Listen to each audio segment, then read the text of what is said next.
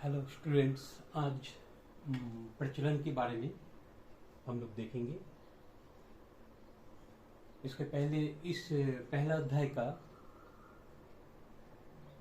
शुरू में ही देखे थे कि उसमें गति के बारे में बताया गया था। ये सजीवों का विशेषता है, प्रचलन और गति। गति का अर्थ है एक ही स्थान पर रहकर अपने अंगों को हिलाना या मोड़ना, ये सब गति है। और प्रचलन का अर्थ होता है जब जीव एक स्थान से दूसरे जगह स्थान परिवर्तन करता है तो उसको प्रचलन कहते हैं। प्रचलन प्राणियों में एक प्रकार का प्रतिचार है, रिस्पॉन्स।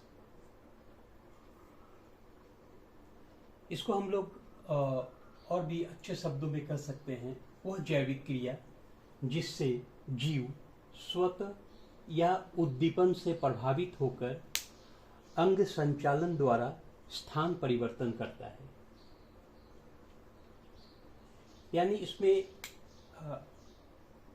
गति में जिस तरह देखे थे पौधों का प्रकाश की तरफ मुड़ जाना, उसमें प्रचलन की जरूरत नहीं होती है। लेकिन प्रचलन करते समय गति आवश्यक होता है। बिना अंगों का संचालन किए जीव प्रचलन की क्रिया नहीं कर सकता, यानी एक स्थान से दूसरे स्थान नहीं जा सकता। हम अपने पैरों को मोड़कर या हाथों को हिलाते हुए एक जगह से दूसरे जगह जाते हैं। इसी प्रकार अन्य प्राणियों को भी देखते हैं कि अंग संचालन के माध्यम से वो स्थान परिवर्तन करता है। तो जीव प्रचलन करता क्यों है, उद्देश्य, इसका मोटिवेशन क्या है प्रचलन का? कई कारण है, उसमें से कुछ इंपॉर्टेंस है। पहला है भोजन प्राप्ति के लिए। हम लोग देखे हैं शेर अपना भोजन के लिए या बाघ अपना भोजन के लिए, हिरण पकड़ने के लिए एक जगह से दूसरे जगह स्थान परिवर्तन कर वो अपना भोजन प्राप्त करते हैं। इसी प्रकार अन्य प्राणियों के बारे में भी हम लोग सोच सकते हैं। भोजन प्राप्ति के लिए उसे एक जगह से दूसरे स्थान पर जाना पड़ता है। आश्रय खोज यानी रहने की जगह के लिए जीवों को एक जगह से दूसरे स्थान पर जाना पड़ता है। आत्मरक्षा, पहला वाला अगर उदाहरण देखते हैं तो बाघ अगर शिकार को पकड़ता है तो हिरण अपने रक्षा के लिए वो एक स्थान से दूसरे स्थान भागती भी है। प्रजनन के लिए, वंश वृद्धि के लिए एक जीव को दूसरे जीव के पास जाना पड़ता है। और उद्देश्य दूसरा अगला है अनुकूल वातावरण की तलाश में। अच्छा वातावरण,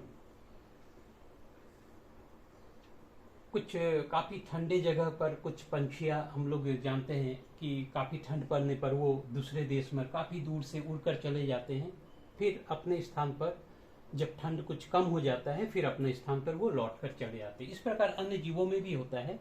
अनुकूल यानी अच्छे वातावरण की तलाश में भी जीव एक स्थान से दूसरे स्थान पर प्रचलन करते हैं, स्थान परिवर्तन करते हैं। तो ये हो गया उद्देश्य। प्रचलन यानी स्थान परिवर्तन करना अंग संचालन के माध्यम से। उद्देश्य या मोटिवेशन क्या है? भोजन प्राप्ति, आश्रय की खोज, आत्मरक्षा, प्रजनन, अनुकूल वातावरण की तलाश। अब हम लोग विभिन्न प्राणियों में प्रचलन क्रिया को समझेंगे। किस प्रकार से प्राणियों में, क्योंकि ये पौधों में होता नहीं है, कुछ पौधों में होता है, काफी निम्न श्रेणी के पौधों में, जैसे शैवाल, कुछ क्लेमाइडोमोनास, ये सब कुछ शैवालों के बारे में हम लोगों ने देखा था। उसमें प्रचलन की क्रिया होती है। शैवाल पानी में ही, जल में ही एक स्थान से दूसरे स्थान पर जाते हैं। तो साधारण तौर पे प्रचलन की क्रिया प्राणियों में ही देखा जाता है। तो कुछ प्राणियों के बारे में जो तुम्हारे सिलेबस में है उसके बारे में हम लोग देखेंगे। पहला है अमीबा के बारे में पढ़ेंगे, पैरामीशियम, यूग्लिना, मछली, कबूतर, मनुष्य। आज हम लोग यहाँ तक कबूतर तक ही पढ़ेंगे। मनुष्य चूंकि इसका प्रचलन क्रिया को डिटेल्स में काफी अधिक अच्छा से पढ़ेंगे तो वो नेक्स्ट वीडियो में हम लोग देखेंगे। आज हम लोग ये कबूतर तक प्रचलन की क्रिया समझेंगे। अमीबा, पैरामीशियम, यूग्लिना, ये तीनों एक कोशिकीय प्राणी है। एक ही कोशिका से ये बना होता है। बाकी मछली, कबूतर, मनुष्य, ये सब बहुकोशिकीय प्राणी है। पहला अमीबा, एक कोशिकीय प्रोटोजोआ वर्ग का ये प्राणी है। ये तीनों प्राणी जल में ही पाया जाता है। तो अमीबा का सबसे पहले इसमें से इंपॉर्टेंट क्वेश्चन पूछा जाता है, इसका प्रचलन अंग क्या है, किसके द्वारा वो स्थान परिवर्तन करता है। प्रत्येक का प्रचलन अंग जरूर याद रखोगे, काफी इंपॉर्टेंट है। अमीबा का प्रचलन अंग है कूटपाद, अंग्रेजी में स्यूडोपोडिया कहते हैं। ये कोई फिक्स्ड नहीं होता है, कोई एक ही जगह अंग नहीं है, ये परिवर्तन होता रहता है। हम लोग ये अमीबा का चित्र यहाँ पर देख सकते हैं। एक कोशिका है, अनियमित आकार का होता है, एक ही आकार का नहीं होता है। तो इसका अगला वाला जो भाग जिसके द्वारा वो प्रचलन करता है उसको कहते हैं कूटपाद। अगर अमीबा को इस दिशा में प्रचलन करना है, शॉर्ट क्वेश्चन 2 नंबर का मार्क्स में कभी कभी पूछा जाता है, किस प्रकार से अमीबा प्रचलन करता है। अमीबा अपने प्रचलन दिशा में कोशिकीय का, ये अमीबा का हम लोग 2 हिस्सा देख सकते हैं। एक ये चारों तरफ बाहर का जो रचना है, ये पूरा केंद्रक है। केंद्रक के चारों तरफ क्या है, साइटोप्लाज्म है, कोशिका द्रव्य है। कोशिका द्रव्य के ये जो चारों तरफ का किनारे जो रचना है, इसको कहते हैं एक्टोप्लाज्म। और केंद्रक के चारों तरफ ये अंदर का जो रचना है, साइटोप्लाज्म है, उसको कहते हैं एंडोप्लाज्म। अमीबा अपने प्रचलन दिशा में एक्टोप्लाज्म को ये बढ़ा देता है। धीरे धीरे एंडोप्लाज्म, साइटोप्लाज्म का जो भाग है वो धीरे धीरे इस दिशा में बढ़ने लगता है, और ये जो पीछे का भाग है ये सामने चला आता है। यह क्रिया दोहराते हुए अमीबा एक स्थान से दूसरे स्थान काफी धीमी गति से परिवर्तन करता है। यह अमीबा का प्रचलन क्रिया है। शॉर्ट क्वेश्चन में 2 से 3 वाक्य में लिखोगे। अब अगला है पैरामीशियम। यह भी एक कोशिकीय जीव है, प्राणी है। इसका प्रचलन अंग है सीलिया।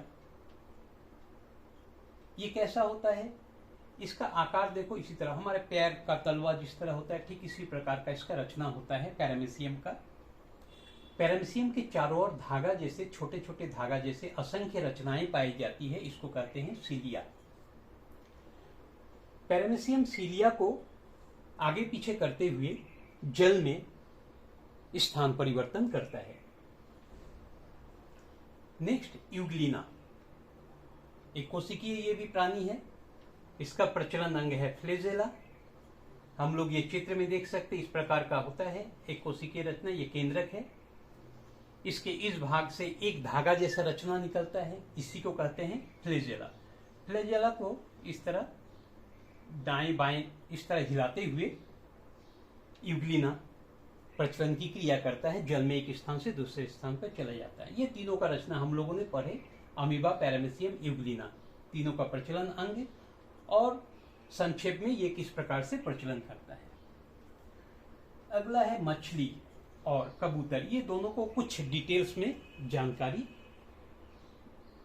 दिया हुआ है तुम्हारे सिलेबस में, जिसमें से बहुत सारे शॉर्ट क्वेश्चन पूछे जा सकते हैं। ध्यान से देखो। मछली का प्रचलन अंग मुख्य रूप से 7 पखना है और मायोटोम पेशी है। इसका नौकाकार शरीर जो है, ये भी इसे प्रचलन करने में सुविधा या मदद देता है। इसका अगला हिस्सा, पिछला हिस्सा नुकीला है और बीच में खुला हुआ है। ये इसे जल में एक स्थान से दूसरे स्थान जाने में, जिस तरह नाव का आकार होता है, ठीक इसी प्रकार इसका रचना है, जो पानी में एक स्थान से दूसरे स्थान में जाने में ये मदद करता है, ये रचना। इसके बाद 7 पखना देखते हैं कहां पर है। मुंह के नजदीक गलफर जो है, ये गलफर के नीचे जो पखना होता है, इसको कहते हैं पेक्टोरल फिन, अंग्रेजी में पखना। वक्ष पखना सीने के पास होता है, इसीलिए इसको कहते हैं वक्ष पखना। ये जोड़ा में होता है, 2 होता है, एक इस तरफ, दूसरा उस तरफ। इसके बाद मछली के बीचों बीच नीचे की तरफ पेल्विक फिन होता है, पेल्विक, अंग्रेजी नाम ही याद रखो, सुविधा होगा। हिंदी में श्रोणी पखना कहते हैं। ये भी दो होता है, ये भी जोड़ा में होता है, एक इस तरफ दूसरा उस तरफ, यानी यहाँ 4 हो गया। अब यहाँ पर पायु छिद्र के पास और एक पखना होता है, इसको कहते हैं एनल फिन। एनल फिन कहते हैं। सबसे पीछे तुम लोग देखे हो पूंछ जैसा जो रचना है, इसको कहते हैं पूंछ पखना। अंग्रेजी में कहते हैं काउडल फिन। ये फिन अंग्रेजी में कहते हैं पखना का, काउडल। और इसके ऊपर में और एक पखना है, इसको कहते हैं डोर्सल फिन। हिंदी में कहते हैं पृष्ठ, पीठ की तरफ होता है, इसीलिए इसको कहते हैं पृष्ठ पखना। ये एक और ये एक, ये 2 2 4 5 6 7, ये 7 पखना होता है। 7 पखना इसे तैरने में सहायता करता है। किस प्रकार से? ये पेक्टोरल इंपॉर्टेंट है, देखोगे शॉर्ट क्वेश्चन में पूछा जाता है। पेक्टोरल और पेल्विक, ये दोनों जो पखना है मछली को ऊपर या नीचे लाने में सहायता करता है। इसको हिलाते हुए मछली ऊपर, जल के ऊपर चला जाता है या नीचे आता है। अगर तुम लोग के घर में एक्वेरियम होगा तो देखोगे इनके द्वारा इनको गति करके मछली ऊपर या नीचे जाता है। एनल फिन का विशेष कोई कार्य नहीं है, ये काउडल या पूंछ पखना को सहायता करता है, मदद करता है। पूंछ पखना का क्या काम है? दिशा परिवर्तन करना। दिशा परिवर्तन। नाव के पीछे देखोगे एक लकड़ी का टुकड़ा होता है, जिसको दाएं बाएं मोड़कर नाव को दिशा परिवर्तन किया जाता है। ठीक इसी प्रकार इसमें भी ये रचना होता है। पूंछ को दाएं या बाएं मोड़कर मछली अपना दिशा परिवर्तन करता है, दूसरे एक तरफ से दूसरी तरफ मुड़ सकता है। और ये डोर्सल फिन, ये क्या करता है? जल को चीरते हुए या जल को काटते हुए ये सामने की तरफ आगे की ओर बढ़ता है और मछली का शरीर का जो संतुलन होता है, ये संतुलन भी नियंत्रण करता है। इस प्रकार से सभी का अलग अलग कार्य है, याद रखोगे। शॉर्ट क्वेश्चन 1 नंबर में पूछा जा सकता है। अब इसके प्रचलन में और एक रचना सहायता करता है, इसको कहते हैं मायोटोम पेशी। एक विशेष प्रकार का पेशी है, मांसपेशी होता है, उसको कहते हैं मायोटोम पेशी। अगर मछली का ये ऊपर का जो हिस्सा होता है उसको हटाकर अगर अंदर देखा जाए, मछली के अंदर इस प्रकार का कुछ रचना दिखाई देता है।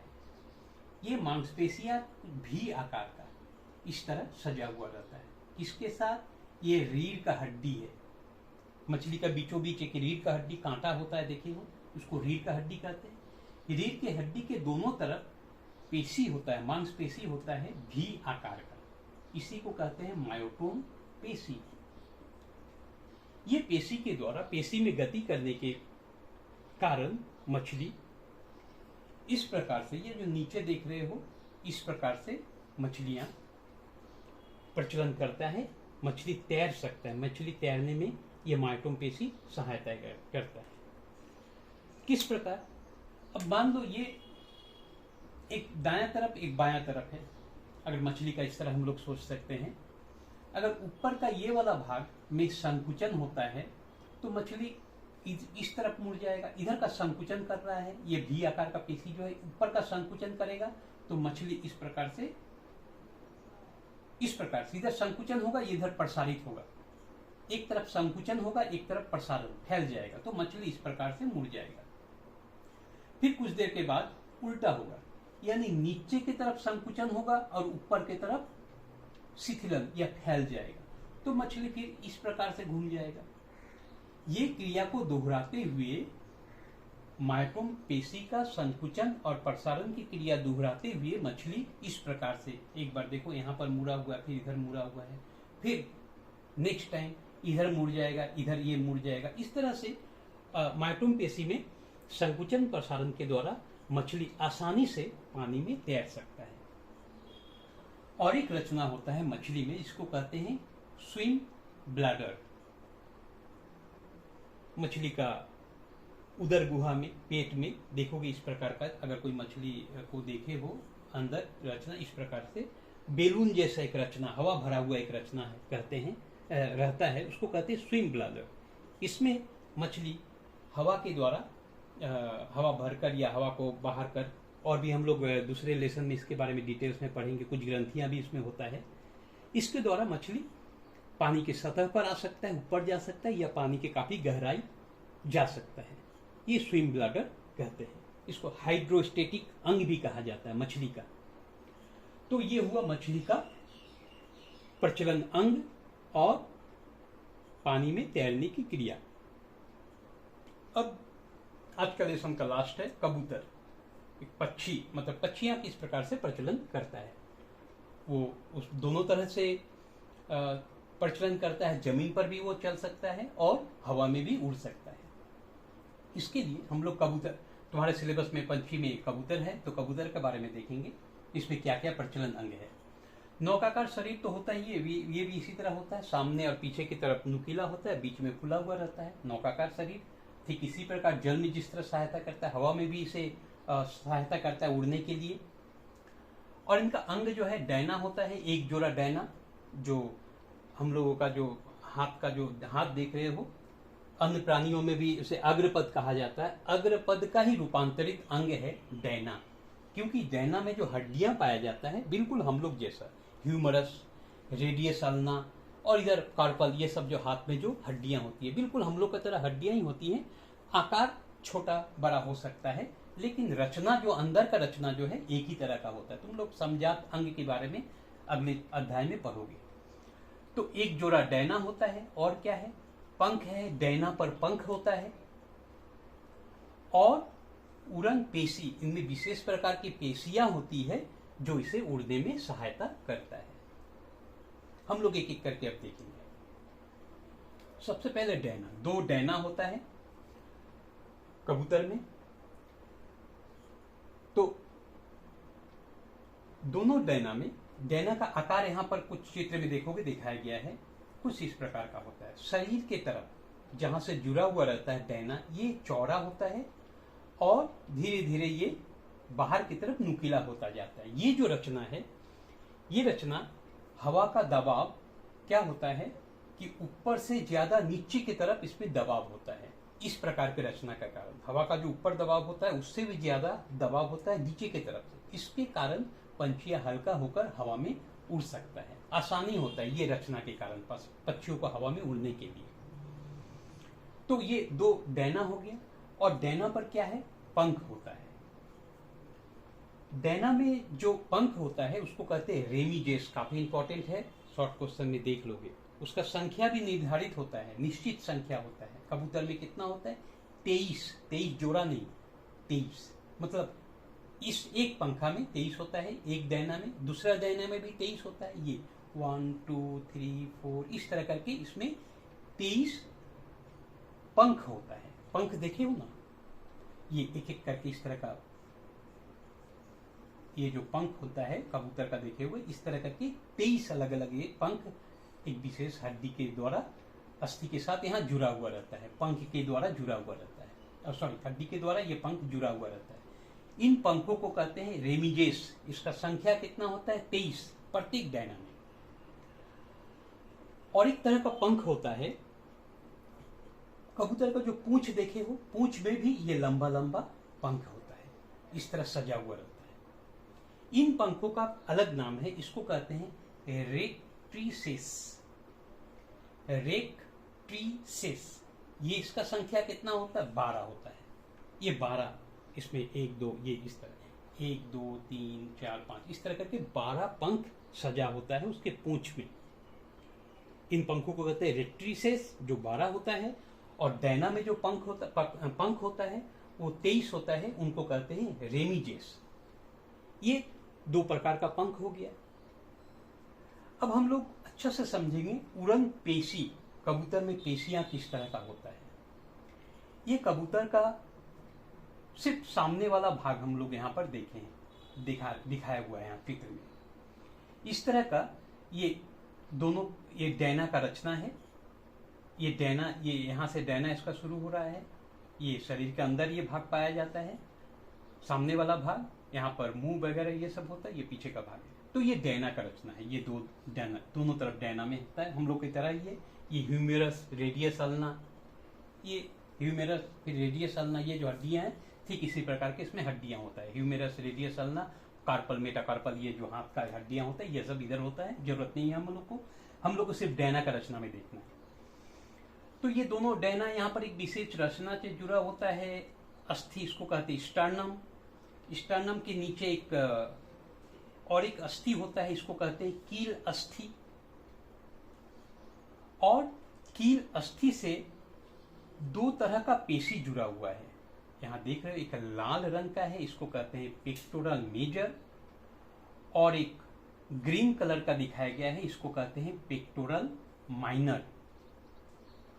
यहाँ पर मुख्य रूप से दो अस्थियां होता है जो कबूतर के डैना को उड़ाने में सहायता करता है। उड़ने में कैसे उड़ेगा, आगे पीछे करके डैना को हिलाते हुए जो उसको जो आगे पीछे ऊपर नीचे करने में जो सहायता करता है, ये दो मांसपेशियां सहायता करता है। दोनों मांसपेशियां किससे जुड़ा हुआ है, कील अस्थि से। एक हड्डी है, विशेष प्रकार का हड्डी है, उसको कहते हैं कील अस्थि, इसका अगला भाग स्टर्नम कहते हैं। अब हम लोग समझेंगे किस प्रकार से इन डैनों को हिलाया जाता है। ये जो पेक्टोरल मेजर है देख रहे हो, ये इस डैना का इस भाग से जुड़ा हुआ है, ये दोनों तरफ इस भाग से जुड़ा हुआ है। और जो पेक्टोरल, जो ग्रीन कलर का है, पेक्टोरल माइनर जो है, ये घुमा करके इस प्रकार, ये हड्डियां का यहाँ पर एक घुमावदार रचना है, उसके अंदर से होता हुआ डैना का ऊपरी भाग से जुड़ा हुआ है। ये डैना का निचली भाग से जुड़ा हुआ है, ये ऊपरी भाग से, ये भी निचला भाग से, और ये जो है माइनर जो है ऊपर भाग से, और मेजर जो है निचला भाग से जुड़ा हुआ है। अब देखो, जब ये पेशी में संकुचन होता है, खिंचाव होता है ये पेशी में, तो क्या होगा, डैना नीचे की तरफ चला आएगा। अच्छा से और एक बार देखो, पेक्टोरल मेजर में जब संकुचन होता है, जब ये खींचता है, तो डैना क्या होगा, नीचे की तरफ आएगा, ये नीचे की तरफ चला आएगा। अब फिर क्या करता है, ये जो माइनर जो है, पेक्टोरल माइनर, ये ऊपर से घुमावदार एक हड्डी का विशेष बना हुआ पुली की तरह एक घुमावदार रचना है, उसके अंदर से ऊपर की तरफ से जुड़ा हुआ है। ये क्या करता है, ऊपर की तरफ खींचता है। इसमें जब संकुचन होता है, पेक्टोरल माइनर में भी जब संकुचन होगा, ये माइनर में जब संकुचन खिंचाव होगा, तो क्या होगा, ये फिर ये जो रचना, जो डैना जो है, ये ऊपर की तरफ चला जाएगा। इस तरह बारी बारी इस क्रिया को दोहराते हुए ये जो डैना है कबूतर का, एक बार ऊपर एक बार नीचे, इस तरह का गति करने के कारण कबूतर हवा में आसानी से उड़ सकता है। ये मांसपेशी काफी मजबूत होता है, जल्दी थकता नहीं है, काफी देर तक उड़ने के बावजूद। तो ये दो तरह का इसमें उड़न पेशी होता है, पेक्टोरल मेजर और पेक्टोरल माइनर। ओके, आज यहाँ तक, फिर अगला नेक्स्ट वीडियो में